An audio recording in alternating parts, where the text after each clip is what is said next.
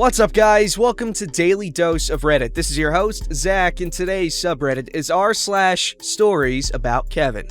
Alright, our first story for today is called A Religious Kavina. True to my word, I'm back with more stories. A couple of you seem to like my post about Pretty Kavina, so here are some true side splitters about a Christian Kavina. Let's call her Kit Kat, that's cute. Also, keep in mind that in all of these stories, she is 16, so doesn't exactly get a pass for being a dumb kid. She's still just as dim as she was at 16. Why not? Forrest Gump did it. One day in PE, we were limbering up for some triple jump when Kit Kat declared to me that she was going to run across the entirety of the UK without stopping one day. Now, not to bash her at all, but Kit Kat wasn't exactly in shape. Think Kit Kat Chunky. So if her doing this with abs of steel was improbable, there was no way she was doing it at 200 pounds. I asked her how she intended to do this, since she'd need money, she ignored that part, and she'd obviously have to stop for food and sleep. So she said, Well, aside from sleeping and eating and going to the loo,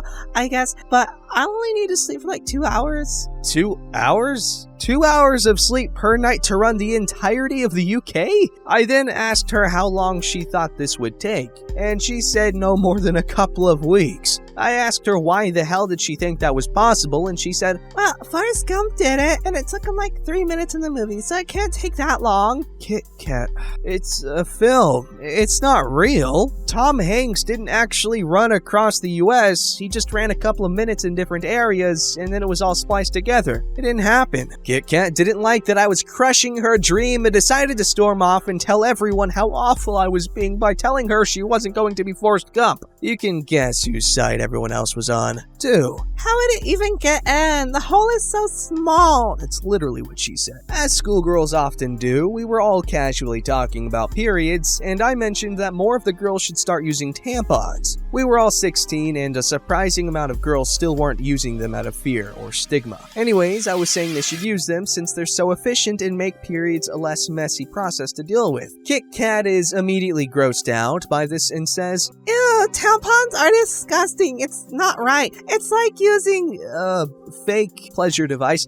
It's like having sex with yourself. Bleh. I was totally bewildered by the fact that she thought wearing a cotton tube was like having sex and started laughing. Not at her, but just at the fact it was such a ridiculous thing to say. I told her it was nothing like sex, and what did she think? That girls were inserting tampons and climaxing from them all day? She just huffed at me and carried on with her work. But after class, she and I went to the toilets because she wanted to ask me some questions about it. I guess she was too embarrassed in front of our classmates. She asked me how it worked, so I told her. And I said to her that if she was confused, that there is a pamphlet you get with diagrams on how to insert it with every box of tampons you buy. She started to nervously giggle at the word insert and said, Ew, how would you even do it? It would be so painful. I tried to explain to her that when you're bleeding, it'll just glide in quite naturally. But she continued to ew and blah,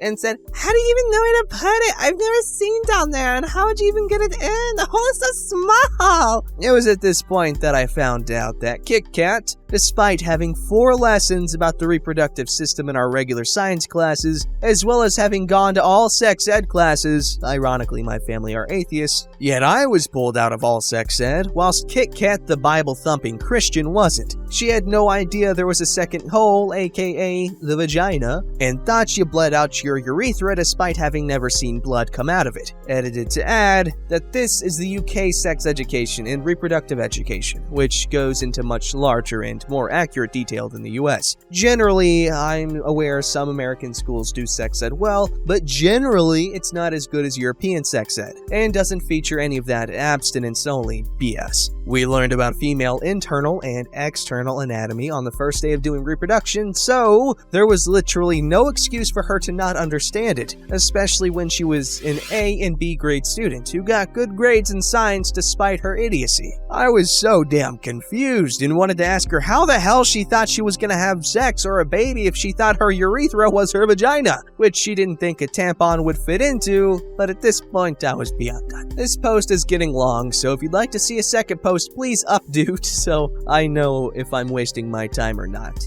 So the next one will feature superhuman sperm, princes, and mermaid babies. Religious Kavina, part 2. I don't know how many people are going to read this honestly, but for all those who were anxiously awaiting this post, hello!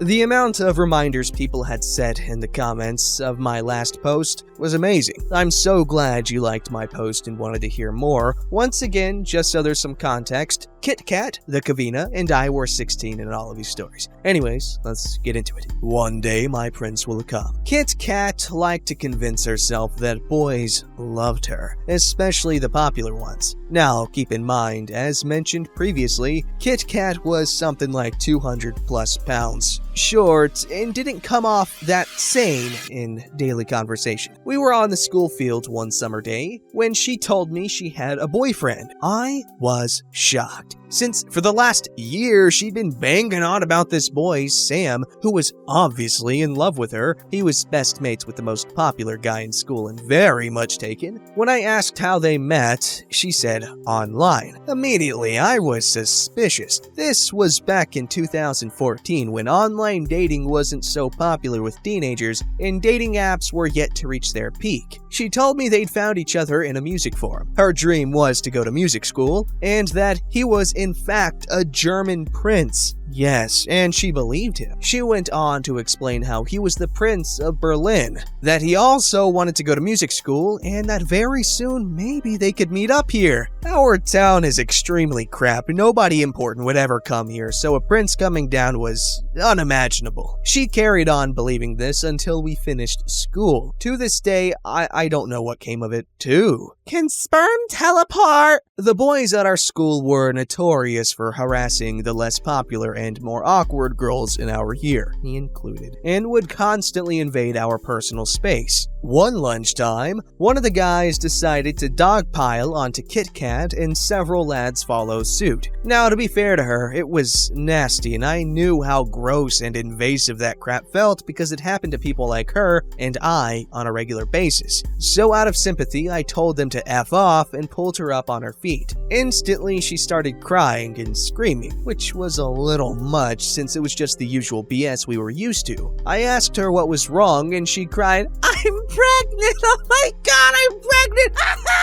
What now? I looked at her and said, but Kit Kat, you haven't had sex. You're not even dating anyone. I thought you were like a devout Christian anyway. She shook her head and through toddler tears said, No, he humped me! Jake humped me! His sperm, can it teleport? Yes, it'll have traveled through his trousers and impregnated me!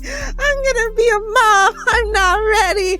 I've not even done my GCSEs yet! As established in the first post, despite having an amazing sex education, which Kit Kat was present in all lessons for, and having an exam which involved questions on reproduction and coursework which Kit Kat passed everything on, she was not the brightest crayon in the box of sex. What? I tried to explain to her that not only is it basically impossible for sperm to get through that many layers of clothing, but how on earth would Jake do that from 3 seconds of joke, though not at all funny, humping her? She didn't listen, however, and was hysterical all the rest of the day. 5 years later, I still wonder if she believes sperm possesses such superhuman powers, or that she's so sexually magnetizing that men will just do that from just brushing over her. So many questions. 3. I'll have mermaid babies, you'll see! Art was always a special lesson in GSCE because people really wanted to be there and generally got on with their work. So the teacher allowed us to have relaxed chats and giggles during lesson time as we worked. It made for some great fun and also some interesting debates. For most of the year, I was sat on a table of 4 with my best mate on my left, Kit Kat opposite me, and best mate's friend opposite her. I don't remember how it came about, but we started talking about having kids. Kit Kat pipes up and tells us she's gonna have kids at 30 and have a natural birth. Kit Kat was a massive wimp who cried at everything, so I asked her why on earth she'd want that when she'd be in severe pain. Well, so I can have mermaid babies! babies. They'd be born in a pool so they'd be able to breathe underwater. This was the best thing I'd ever heard come out of her mouth. I asked her what on earth she was on about, since humans didn't have gills. She said to me that of course they did. They breathed in the womb in the amniotic sac for 9 months, so of course they had gills. The problem was that when they're born, they're exposed to air, so they lose their gills and become land animals. I know. A 16-year-old devout Christian girl who'd not too long ago done evolution in science with us, despite not believing it and saying she was only learning because it was compulsory, was very wrongly telling us how evolution worked. I was in hysterics. Kit Kat, we just did this in pregnancy too, remember? The baby receives oxygen from the mother through the placenta. Not to mention the fluid in the sac is mostly fluid in baby's pee, not pool water. Kit Kat ignored this and told us that no matter if we were so adamant that evolution was real, then she could just give birth in a pool, hold her babies underwater, and they would develop gills. I was crying, falling out of my chair and clutching my stomach in agony.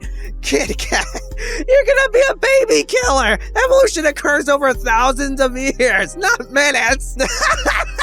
15 years from now, we're all gonna see you on the news and you'll be noticing a crazy Christian lady who drowned her newborns because she wanted fish babies.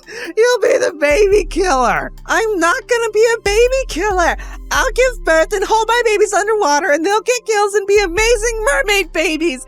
You'll see, I'll do it and you'll look so stupid and you'll have to say sorry to me. The fact that she was so angry with me made it 10 times better. That might have been the reason why she moved tables, but I just couldn't stop laughing. When 10 years go by, I'll let you guys know if the baby killer rears her head.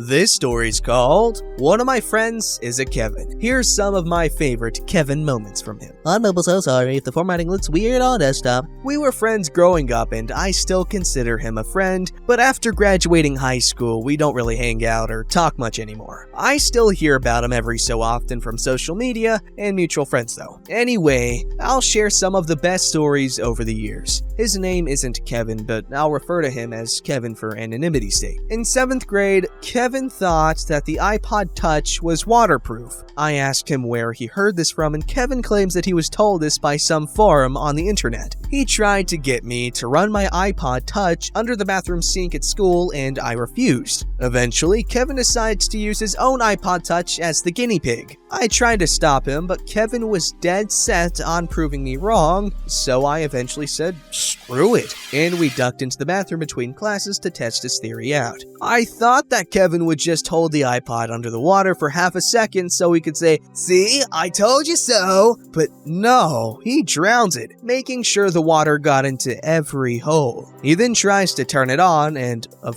course, it doesn't work. It got stuck on the boot up screen and then shut off by itself, never to turn on again. Kevin got all pissy that the internet lied to him and yeeted the now worthless iPod at the wall. He walked out of the bathroom in a huff, leaving the broken, soggy iPod on the floor. His parents bought him a new iPod Touch a few months later. In 10th grade, Kevin accidentally shot the ceiling of his room with one of those crappy shotguns you can buy for like $150. Kevin begged his parents to buy him a firearm, and eventually they relented. Kevin does not practice trigger or muzzle discipline at all. I wasn't there when it happened, but he told me the day after that he always kept a round chambered in case crap popped off, and that he was screwing around with the gun in bed when he accidentally pulled the trigger with the safety off. At least nobody else was home when it happened. He had his firearm taken away and was grounded for a month while his parents had to foot the bill to repair the ceiling. Kevin knew he would get his gun back eventually, and he did, so in the meantime, he told me he'd, and I quote, screw around with grandma's Glock to tide me over. Throughout the rest of our high school years, Kevin invited me to go shooting with him on several occasions. I politely declined every time. In 11th grade, Kevin got his driver's license in a brand new Chevy Spark. Within a month, he hit a curb which screwed up the alignment. A few months later, he T-boned somebody at the intersection leading to our school. Both parties were going pretty slow when it happened, so nobody was hurt. On top of that, Kevin is, unsurprisingly, a terrible driver. He's all over the freaking lane, he speeds all the time, he rarely looks when he's turning or switching lanes, and there's been more than one occasion where he's done 90 on rough, winding dirt roads that most people wouldn't dare do more than 40 on. In 12th grade, Kevin got into skateboarding. He never wore a helmet or any other kind of protection, and this came back to bite him hard. Kevin and his family took a vacation to Tennessee during winter break, and Kevin decided to bring his skateboard. One night, he decided to go skateboarding while the rest of his family ate at a restaurant. Kevin chose to skate down a steep hill with no helmet in the dark. He was going pretty fast when he fell off the skateboard and hit his head.